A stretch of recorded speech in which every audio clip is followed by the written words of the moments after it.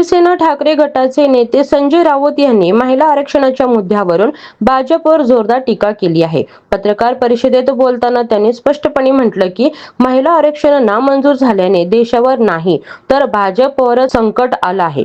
राऊत यांनी आरोप केला की या विधेयकाबाबत सर्वांनी मिळून राजकीय खेळी केली आणि महिलांना न्याय मिळू दिला नाही. त्यांनी पुढे बोलताना विरोधकांवरही निशाणा साधत विविध मुद्द्यावर प्रश्न उपस्थित केले.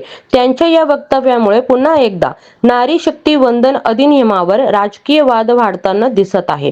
दरम्यान भाजप व इतर पक्षाकडूनही या वक्तव्यावर प्रतिक्रिया येऊ लागल्या आहेत. तर काहींनी महिला आरक्षणाच्या मुद्द्यावर गंभीर चर्चा होण्याची गरज व्यक्त केली आहे.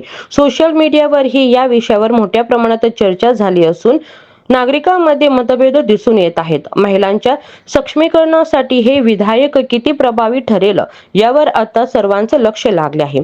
तुमच्या मते महिला आरक्षणाचा मुद्दा खरोखर महिलांच्या हक्कासाठी आहे का की हा फक्त राजकीय वाद आहे? कमेंटमध्ये तुमचं मत नक्की सांगा. अधिक अपडेटसाठी HSN मराठी न्यूज चॅनलला सबस्क्राईब करा.